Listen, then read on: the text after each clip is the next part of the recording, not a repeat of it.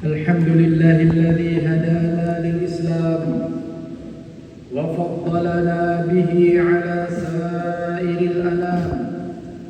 أشهد أن لا إله إلا الله وحده لا شريك له الملك العلام، وأشهد أن محمدا عبده ورسوله سيد الأنام.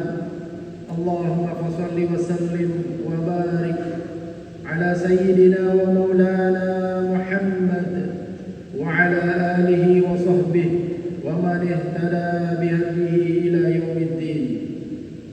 أما بعد، فيا عباد الله، اتقوا الله حق التقوى فقد فاز من اتقى، كما أمركم الله بذلك في كتابه فقال: يا أيها الذين آمنوا اتقوا الله حق تقاته ولا تموتن إلا وأنتم مسلمون. وقال تعالى: يا أيها الذين آمنوا اتقوا الله وقولوا قولا سديدا يصلح لكم أعمالكم ويغفر لكم ذنوبكم ومن يطع الله ورسوله فقد فاز فوزا عظيما. Ma'asyiral muslimin, jamaah Jumat rahimakumullah, kita memuja dan memuji kebesaran dan keagungan Allah atas segala nikmat dan karunia-Nya yang lahir dan yang batin sebagai wujud kasih sayang Allah Subhanahu wa taala terhadap hamba-Nya. Di antara sekian banyak nikmat yang Allah anugerahkan kepada umat manusia, nikmat yang paling berharga, yang paling mahal, yang menentukan kebahagiaan hidup di dunia dan keselamatan di akhirat adalah nikmat iman. Untuk menjaga nikmat iman inilah Allah Subhanahu wa taala menganjurkan kepada kita untuk meneladani Rasulullah sallallahu alaihi wasallam sebagai teladan panutan dalam mengarungi kehidupan yang fana menuju kehidupan yang abadi di akhirat kelak. Ma'asyiral jamaah rahimakumullah, nikmat iman yang sangat mahal ini selalu mengalami fluktuasi, kadang naik, kadang turun, kadang bertambah, di saat yang lain dia berkurang. Semuanya itu adalah sunnatullah untuk menguji hamba-hambanya, siapa di antara mereka yang mampu untuk beristiqamah. Dan untuk menjaga keistiqamahan itulah kita perlu untuk selalu melakukan muhasabah, evaluasi, mengoreksi diri kita untuk menumbuhkan kesadaran dalam rangka melakukan perbaikan di masa yang akan datang. Di akhir tahun ini juga perlu untuk kita muhasabah, merenungi perjalanan hidup kita selama setahun berlalu berdasarkan tahun miladiah. Rasulullah sallallahu alaihi wasallam bersabda, "Al-kaisu man dana nafsahu wa 'amila lima ba'dal maut." Bahwa orang yang cerdas adalah mereka yang selalu melakukan muhasabah, koreksi diri, wa 'amila lima ba'dal maut, dan melakukan perbuatan-perbuatan yang hasilnya akan diperoleh setelah kematian kelak. Umar bin Khattab radhiyallahu anhu juga mengingatkan, hasibu anfusakum qabla an tuhasabu. Hisablah diri kalian sebelum kalian nanti dihisab pada hari perhitungan. Pada hari tidak akan lagi ada manfaatnya. Yauma la yanfa'u malu wala banun. Harta, kekayaan, anak keturunan, pengikut, jabatan dan sejenisnya tidak akan bermanfaat lagi illa man atallaha biqalbin salim, kecuali mereka yang menghadap kepada Allah dengan hati yang selamat. Wa tazayyanu lil 'ardil akbar, kata Umar radhiyallahu anhu, hendaklah kalian berhias dengan amal saleh, menghiasi diri dengan keimanan, lil 'ardil akbar, untuk menghadapi pagelaran agung, yaitu yaumul hisab, di mana seluruh perjalanan hidup manusia, sepak terjang, perkataan, perbuatan dan semua tindak tanduknya akan dipertontonkan oleh Allah Subhanahu wa taala. Wa tazayyanu, oleh karena itu maka hendaklah kalian berhias, menyiapkan diri dengan sungguh-sungguh untuk menghadapi hari perhitungan itu. Ma'asyiral muslimin rahimakumullah, dengan itulah maka kita selalu terpanggil, termotivasi untuk melakukan pembaharuan iman. Kata Umar radhiyallahu anhu, jaddidu imanakum, perbaharulah iman kalian. Kenapa? Karena kata Rasulullah SAW dalam sebuah hadis bahwa iman itu pada diri seseorang akan luntur sewaktu-waktu dia akan mengalami pengurangan. Sebagaimana kata beliau, pakaian yang kalian kenakan juga saatnya akan luntur. Oleh karena itulah perlu tajdid, perlu pembaharuan. Melalui muhasabah itulah kita akan menyadari bahwa perjalanan hidup kita selama setahun yang lalu, atau selama sebulan, sepekan, atau selama seharian ini, ada hal-hal yang tidak pantas, atau hal-hal yang tidak ideal, atau hal-hal yang tidak bermanfaat, dan kemudian kita berupaya untuk melakukan perbaikan, peningkatan iman. Allah Subhanahu wa taala dan Rasulullah SAW telah mengajarkan kepada kita kiat-kiat untuk menjaga, merawat dan meningkatkan keimanan itu. Yang pertama adalah senantiasa mendapatkan nasihat dari siapa saja. Karena pada hakikatnya agama itu adalah nasihat, ad-dinun nasihat, kata Rasulullah sallallahu alaihi wasallam, fadzakir fa inna dzikra tanfa'ul mu'minin. Berilah peringatan, nasihat, wejangan. Kenapa? Karena nasihat itu, peringatan itu akan memberikan manfaat bagi orang-orang beriman. Tidak ada orang yang maksum, yang suci, yang terhindar dari dosa dan kesalahan kecuali baginda Rasulullah SAW. Para sahabat pun juga demikian. Ada Rasulullah yang selalu memberikan nasihat. Dalam kehidupan kita saat ini ada ulama, ada dai yang senantiasa memberikan nasihat. Ada yang sifatnya pekanan, ada yang sifatnya harian, dan semuanya itu adalah dalam rangka menjaga stabilitas keimanan kita. Yang kedua, senantiasa mengakrabkan diri dengan Al-Quran, karena Al-Quran adalah petunjuk, hudan. Al-Quran adalah syifa, penawar, obat bagi hati-hati yang sakit. Al-Quran juga adalah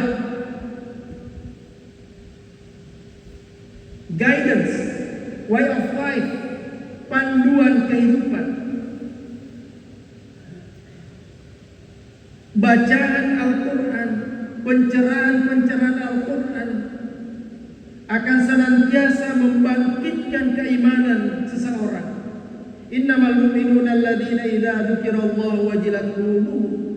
Bahwa orang-orang beriman itu ketika disebutkan nama Allah Subhanahu wa taala, wajilat qulubuhum, jiwanya, hatinya bergetar.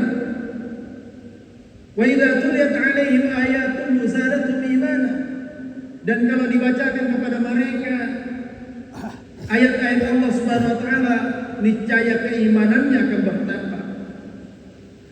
Apatah lagi kalau yang bersangkutan memahami makna daripada ayat-ayat suci Al-Quran, maka tentu itu lebih menyentuh jiwanya. Dan ketika berlupahan pun, kemujizatan Al-Quran juga akan dirasakan oleh siapapun yang mendengarkan dan membacanya. Berinteraksi secara rutin dengan Al-Quran. Jangan sampai hari-hari kita berlalu tidak sempat membaca Al-Quran. Sementara sepanjang hari, sepanjang malam, kita tidak pernah lepas dengan smartphone kita, membaca berita-berita yang mungkin tidak semuanya bermanfaat. Sementara ada Al-Quran yang jelas-jelas membaca satu huruf mendapatkan satu ganjaran kebaikan dari Allah Subhanahu wa taala. Berikutnya untuk menjaga keimanan kita adalah mencari lingkungan yang kondusif dan menjalin persahabatan dengan orang-orang yang baik, orang-orang yang saleh. Kata Rasulullah sallallahu alaihi wasallam, "Al-mar'u 'ala dini khalilihi." Bahwa seseorang itu akan dipengaruhi oleh agama, akhlak, keimanan orang-orang terdekatnya. Khalil, falyanzur ahadukum man yukhalil. Maka hendaklah salah seorang di antara kalian selalu memilih siapa yang akan dijadikan sebagai sahabat terdekat, sahabat karib, orang yang selalu berinteraksi setiap saat. Kenapa jamaah rahmatullah? Karena karakter, akhlak, kepribadian orang yang dekat dengan kita akan banyak mempengaruhi kepribadian kita juga.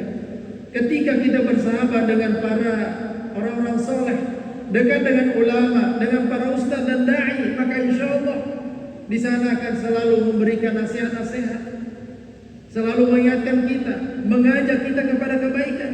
Tapi pada saat kita bersama dengan orang-orang yang tidak soleh, maka tentu perbuatan, tindakan yang tidak bermanfaat lebih dominan pada dirinya, dan pasti kita akan terpengaruh sedikit atau banyak akan mempengaruhi aktivitas dan bahkan kepribadian kita.